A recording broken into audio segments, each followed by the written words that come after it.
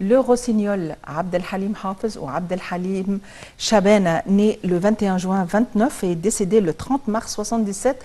Je ne vais même pas perdre du temps pour dire 1900, tellement il y a des choses à dire à propos du rossignol qui a fortement marqué le chant arabe, parce que c'était vraiment une nouvelle école à l'époque, qui n'était pas du tout appréciée au départ. C'était trop léger pour eux.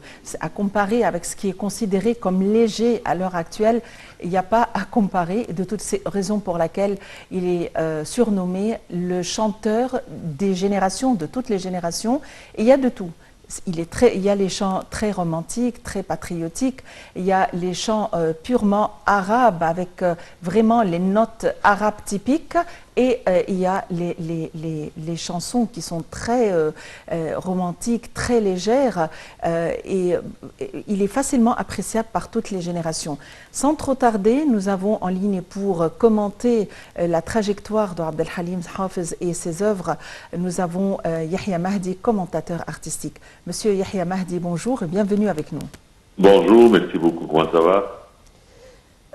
Bonjour, le rossignol, comme avait dit ma collègue, ou le Sinatra du Nil a laissé un long patrimoine dans le cadre de la musicologie orientale en général, moyen-orientale, arabe. Après avoir étudié tout le répertoire de Abd el-Halim Hafez, qu'est-ce que nous retenons aujourd'hui de cette culture, de cette éminence, de ce crooner, chanteur de charme et de beauté? Bien sûr, on peut dire d'abord la route de Abd el-Halim Hafez était on peut dire une expression d'amour pleine de doux espoirs, de chansons expressives et de paroles nourrissantes. Nous savons bien sûr que Abd el-Halim Hafez, on peut dire était à la tête d'une génération de chanteurs qui ont fondé ce qu'on pourrait appeler le pont d'or de Soupir, qui est l'orphelin du village El Halawet, comme vous savez, affilié à Zakatik dans le gouvernement de l'Est. Ça, c'est bien sûr avec son grande influence d'être un chanteur parmi les chanteurs qui ont touché exactement les sentiments de tous les peuples, car il a bien choisi ses chansons comme par exemple ces chansons qui ont une grande relation de la révolution de juillet, par exemple, de ses rêves, son projet de chant, et d'autres qui ont dit Abd el-Halim Hafez, c'était plutôt parce qu'il a présenté encore au cinéma romantique, basé sur l'idée des héros qui souffrent toujours, l'héros, on peut dire l'héros pur qui souffre. Et il a ceux qui ont dit qu'encore Abd el-Halim Hafez a sa renommée et ça était basé sur des différents dictionnaires romantiques. Abd el-Halim il était très intelligent parce que il savait bien sûr qu'est-ce qu'on peut chanter, qu'est-ce qu'on peut choisir comme paroles pour les chansons, des paroles soit patriotiques, soit religieuses, soit les chansons d'amour, telles que ces chansons dans les films encore. C'était des courtes chansons, mais des chansons vivantes jusqu'à maintenant. Nous savons bien sûr qu'il nous a quittés avant 44 ans, mais jusqu'à maintenant, si on entend chaque chanson de ces chansons, on peut comprendre bien ces paroles, ces expressions encore, parce que comme je vous ai dit, chaque chanson était une histoire complète.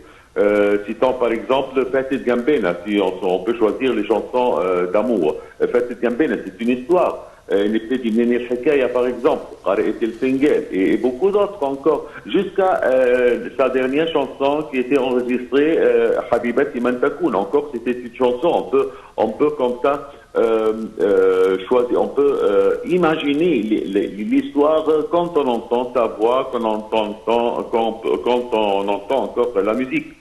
Abd el-Halim Hafez encore, on peut dire qu'il était qu'il avait beaucoup de chance parce que il a les musiciens qui ont on peut dire organisé, ont composé ces musiques et encore étaient jeunes et étaient encore leur musique était vivante.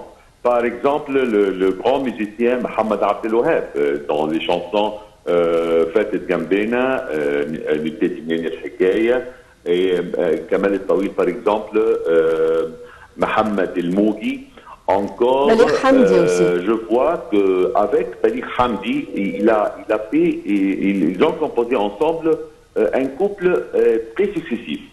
C'est à mon avis, parce que, par exemple, Aïla Ma'at Hoznela, c'est une chanson, chaque couplet du chanson est une histoire vivante, vous savez. Vivante et parfois des chansons d'auteurs telles que les Zarq Qabbani, etc. Halim restera, on ne peut pas dire, oui, il restera jusqu'au sans limite, parce que encore ces films, je peux dire encore ces films, il a fait à peu près depuis Lahn el-Wafa jusqu'au son dernier film avec la grande Nadia Lotfi Abi Fawqa Shajara.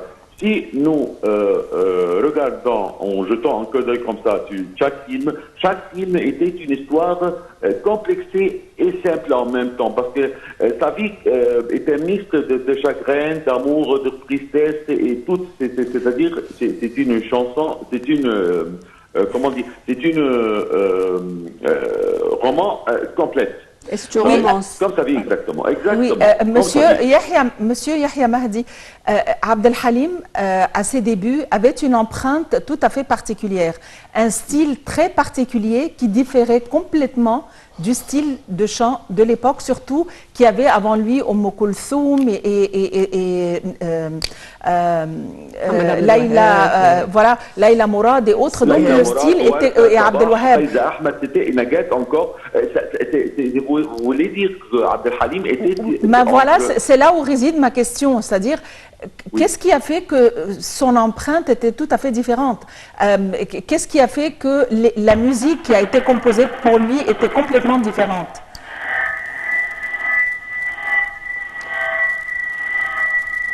Apparemment, là, il y a un petit incident technique, il y a des échos. Monsieur Yahya Mahdi, on parle toujours de Abdel Halim, de son empreinte qui différait complètement. C'est la raison pour laquelle il n'a pas été admis facilement dès le départ. En tous les cas, Abdel Halim Hafez, c'est beaucoup d'angles de vue. Un des côtés les plus importants serait l'impact justement de cette culture, de ce patrimoine sur les générations actuelles. Opposition entre Mahraganat et entre Abdel Halim Hafez avec Tarab, qui était donc une des questions, devrait être des sujets de conversation importantes. La vie sentimentale d'Abdel Halim Hafez aussi a été quelque chose. C'était un grand secret, c'est-à-dire des secrets qui se révèlent à l'heure actuelle. Officiellement parlant, on n'en sait pas beaucoup, on ne sait pas avec qui il s'est marié et tout ça, mais c'est maintenant qu'on commence à dévoiler ces secrets. Il s'était inspiré de femmes qui étaient hors circuit artistique, telles que cette belle Aïda, la femme d'Alexandrie, et d'autres. Et puis ces histoires avec, je veux dire, ce qui a été dit sur sa relation avec Saad Hosni, avec Zbida Sarwad. Je ne savais pas qu'il avait demandé la main de Zbida Sarwad.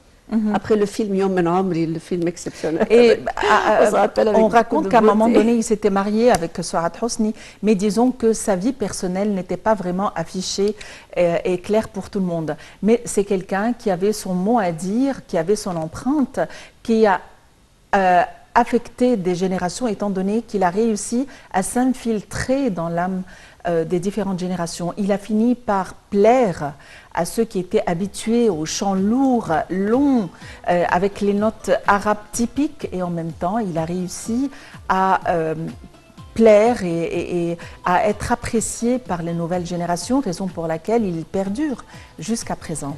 Alors, il était quand même mort à l'âge de 47 ans. Le 30 mars, c'était son 44e anniversaire après le décès de Abdel Halim Hafez. Et aujourd'hui même, on sent l'impact de ces chansons et aussi de l'effort, que ce soit des compositeurs, que ce soit le Mougui, Bali Hamdi, Mohamed Abdel Wahab ou autres, et dans ce travail exceptionnel qui représente le renouveau de la culture égyptienne. Justement, il faut retravailler cette dimension pour les générations futures. Elle reste encore incomplète, Maha.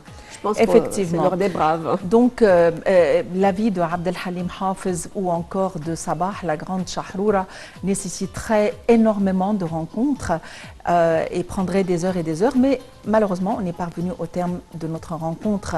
Donc, reste à remercier notre public, notre cher public. Voilà, remercier tout le monde de nous avoir choisis ce matin, d'avoir été en notre compagnie.